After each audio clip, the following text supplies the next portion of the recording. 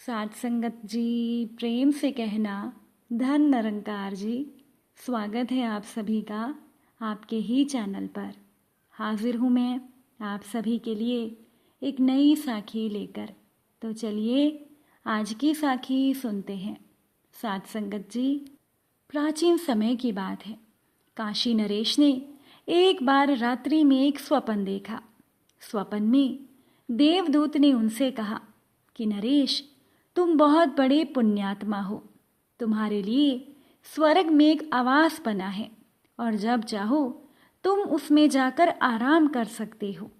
अब ये देखकर राजा को अपने पुण्यात्मा होने का गर्व हुआ। और साथ संगत जी, जब इंसान को अहंकार हो जाता है तो वो अहंकार मनुष्य की योग्यता को मार डालता है। राजा को लगा कि जब स्वर्ग में मेरे लिए आवास की तैयारी है तो फिर अब मुझे क्या चिंता। अज्ञानी जीव को जब संसार की तुच्छ चीज़ें भी मिल जाती हैं तो वो निरंकुश हो जाता है। अब एक बार काशी नरेश जंगल में गए तो खुश नसीबी से उन्हें वहाँ एक महात्मा की झोपड़ी दिखाई दी। काशी नरेश ने सोचा कि चलो जाकर महात्मा के 2 वचन सुन लिए जाएं। महात्मा के पास जाकर काशी नरेश ने उन्हें पुकारा, लेकिन वो महात्मा अपनी समाधि में मगन बैठे थे, इसीलिए उन महात्मा ने कोई जवाब नहीं दिया।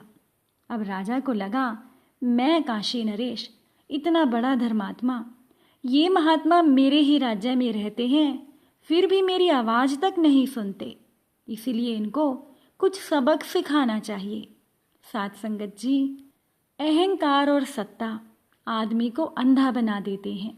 तो राजा ने घोड़े की लीद उठाकर उन महात्मा के सर पर रख दी। अब वो संत तो समाधि में मगन थे, लेकिन प्रकृति से ये सब सहन नहीं हुआ।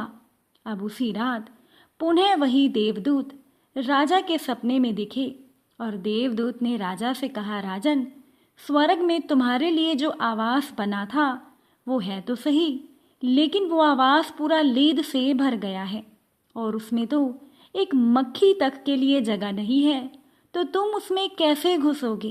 अब राजा समझ गया कि अरे, मैंने तो जो संत का अपमान किया था ये उसी का ही परिणाम है। साध संगत जी, जिनके चित्त में इच्छा और द्वेष नहीं है, उनको आप जैसी चीज़ देते हो वो कई गुना होकर आपके पास ही आ जाती है। अगर आप आदर देते हो तो आपका आदर अनंत गुना हो जाता है। अगर आप उन्हें प्रीति करते हो तो आपके हृदय की प्रीति अनंत गुनी हो जाती है। और अगर आप उनमें दोष देखते हो या उनसे द्वेष करते हो तो आपके खुद के अंदर ही अनेक दोष आ जाते हैं। जैसे खेत में आप जो बोते हो वही उगता है। हो सकता है कि खेत में कोई बीज ना भी उगे, लेकिन इस ब्रह्मवेता के खेत में सब उग जाता है। तभी तो श्री गुरु नानक देव जी महाराज ने भी कहा है, करनी आपो अपनी के नेड़े के दूर।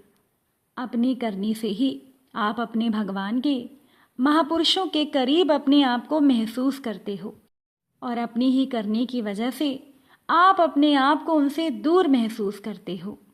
साध संगत जी, कभी हम अपने को ईश्वर के नज़दीक महसूस करते हैं और कभी दूर महसूस करते हैं, क्योंकि हम जब इच्छा और द्वेष के चंगुल में आ जाते हैं तो ईश्वर से दूरी महसूस करते हैं, और जब हमारे मन में सात्विक भाव आते हैं तो हम खुद को ईश्वर के नज़दीक महसूस करते हैं। लेकिन अगर इच्छा और द्वेष से रहित हो गए तो फिर ईश्वर और हम दो नहीं बचते, बल्कि हम ना तुम दफ्तर गुम, ऐसी स्थिति आ जाती है। उस काशी नरेश ने देवदूत की बात समझ ली कि मैंने महापुरुषों का अपमान किया, इसीलिए स्वर्ग में मेरा जो भी आवास था वो लीद से भर गया है।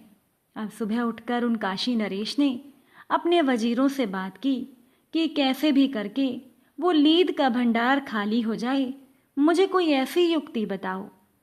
साध संगत जी, चतुर वजीरों ने राजा से कहा, राजन, एक ही उपाय है, आप ऐसा कुछ प्रचार करवाओ ताकि लोग आपकी निंदा करने लग जाएं। अब लोग जितनी निंदा करेंगे उतनी लीद उनके भाग्य में चली जाएगी और आपका स्वर्ग वाला निवास साफ हो जाएगा। अब साध संगत जी, राजा ने ना किए हों ऐसे दुराचरणों का, दुर्व्यवहारों का कुप्रचार अपने राज्य में करवा दिया और लोग राजा की निंदा करने लग गए। अब इस घटना के कुछ ही दिनों के बाद देवदूत ने राजा के स्वप्न में आकर कहा कि राजन, तुम्हारा स्वर्ग वाला आवास करीब करीब अब खाली हो गया है। अब एक कोने में थोड़ी सी लीद बच गई है और वो लीद तो तुमको खानी ही पड़ेगी। राजा ने देवदूत से प्रार्थना की कि आप उस बची हुई लीद को भी खत्म करने का उपाय मुझे बता दीजिए। देवदूत ने कहा कि नगर के लोग तुम्हारे दुराचरणों का प्रचार सुनकर तुम्हारी निंदा करने लग गए हैं, लेकिन एक लुहार है जिसने अभी तक तुम्हारी कोई निंदा नहीं की, क्योंकि वो लुहार सोचता है जब ईश्वर ने सृष्टि बनाई तो मैं क्यों किसी की निंदा सुनकर द्वेष करूं और क्यों किसी की प्रशंसा सुनकर मैं इच्छा करूं। मैं इच्छा द्वेष नहीं करता, मैं तो मस्त हूं अपने आप में। अब वो है तो लुहार, लेकिन है मस्त। वो इच्छा और द्वेष से बचा हुआ है। अगर वो लुहार तुम्हारी थोड़ी सी निंदा कर ले तो तुम्हारे महल की एकदम सफाई हो जाएगी। अब ये सुनकर वो राजा वेश बदलकर लुहार के पास आया और राजा की निंदा करने लगा। तब लुहार ने कहा, आप भले ही राजा की निंदा करो, लेकिन मैं आपके चक्कर में आने वाला नहीं हूं। अब तो बाकी की बची हुई लीद आपको ही खानी पड़ेगी, वो मुझे मत खिलाओ। तब राजा ने बड़ी ही हैरानी से पूछा, तुम कैसे जान गए? लुहार ने कहा कि परमात्मा तो सर्वव्यापक है और वही परमात्मा मेरे दिल में भी है। ये देवदूत या देवता क्या होते हैं? सबको सत्ता देने वाला अनंत ब्रह्मांड नायक मेरी आत्मा है। वेश बदलने पर भी आपको मैं जान गया और देवदूत आपको सपना देता है ये भी जान गया, इसीलिए वो लीद आपको ही खानी पड़ेगी।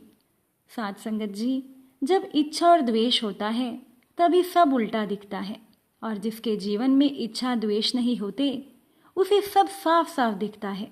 जैसे दर्पण के सामने जो भी रख दो वो साफ साफ दिखता है, वैसे ही इच्छा और द्वेष रहित महापुरुषों का हृदय होता है।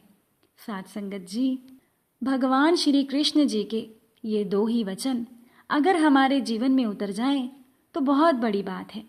अज्ञानता को कैसे दूर किया जा सकता है? श्रेष्ठ कर्मों के आचरण से अपने पापों को नष्ट करके मनुष्य द्वंद्व रूप मोह को दूर कर सकता है और प्रभु का भजन दृढ़तापूर्वक कर सकता है। साध संगत जी, आपको आज की ये साखी कैसी लगी कमेंट करके ज़रूर बताइएगा। अगर आप चैनल पर नए हैं तो चैनल को सब्सक्राइब भी ज़रूर कीजिएगा। आप सभी से फिर मुलाकात होगी एक नई साखी के साथ। साध संगत जी, प्यार से कहना, धन निरंकार जी।